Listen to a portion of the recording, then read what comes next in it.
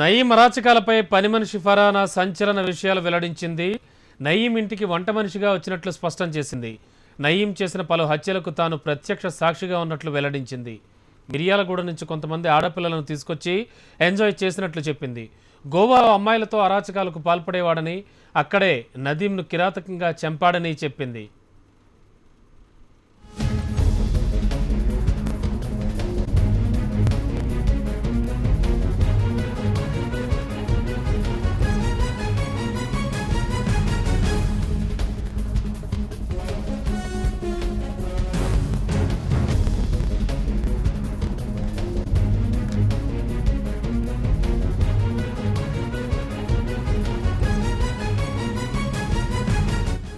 Gagan Paul ఇంట్లో నస్రీన్ను నయీం కుటుంబ సభ్యులు కొట్టి చంపారని ఫరానా చెప్పింది.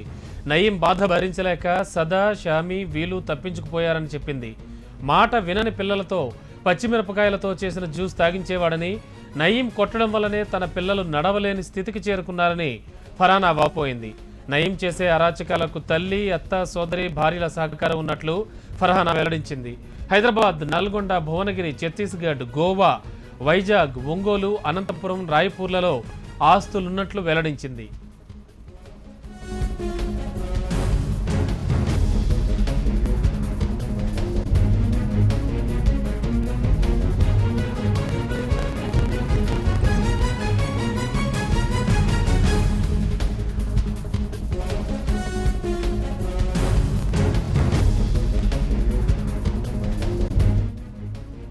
దీనిపై మరింత సమాచారం మా రిపోర్టర్ రమణ అడిగి తెలుసుకుందాం. రమణ, ప్రస్తుతానికి నయీం అరాచకాల విషయాలు వింటుంటే నిర్ఘాంతపోవాల్సి వస్తోంది. లేటెస్ట్ అప్డేట్స్ ఏమిటి?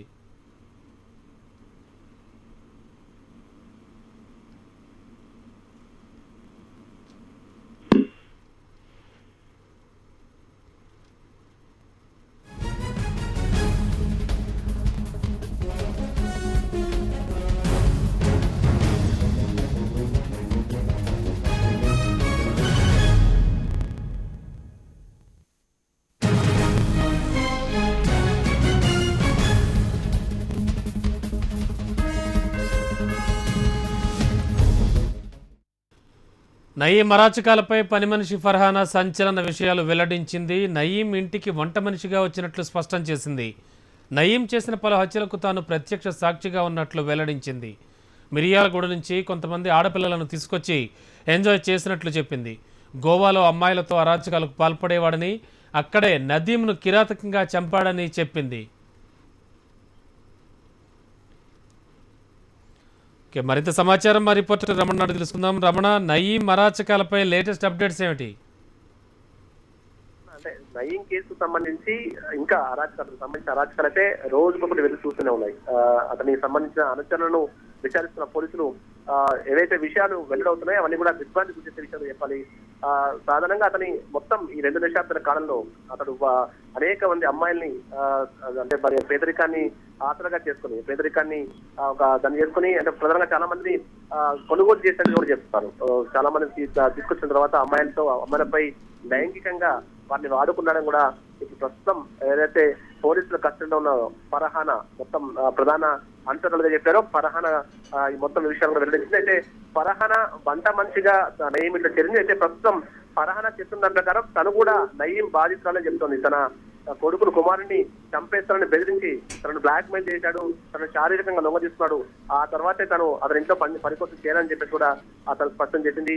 ఏదేమైనా మొత్తం నయీం సంబంధించిన అరాచకాలు అయితే అన్నిటికీ కూడా తను ప్రత్యక్ష సాక్ష్యం కూడా పూర్తి వివరాలు వెల్లడించింది. కేవలం తనే కాకుండా అతని తల్లి నయీం తల్లితో పాటు భార్య, సోదరి కూడా వారు కూడా ఇతను సహకరించాలని చెప్తారు. చాలా మంది అమ్మాయిలకు సంబంధించి ఇంకా ఆచూకీ కూడా తెలవని పరిస్థితి ఉంది. చాలా మంది అమ్మాయిలు తీసుకొచ్చేవాడు, తన మాట వినని వాళ్ళ పట్ల మాత్రం చాలా కిరాతకంగా ప్రవర్తించేవాడని కూడా అఫ్సర్ చెప్పడం జరిగింది. ఏదేమైనా ప్రస్తుతం తను చెప్పినటువంటి విషయాలను పోలీసులు అంటే సిట్టాధికారులు అన్ని కోణాల్లో కూడా విచారిస్తారు. ఆమె చెప్పిన దానిలో వాస్తవం ఎంత అనే కోణంలో కూడా విచారణ కొనసాగిస్తారు. Right Ramana, thank you.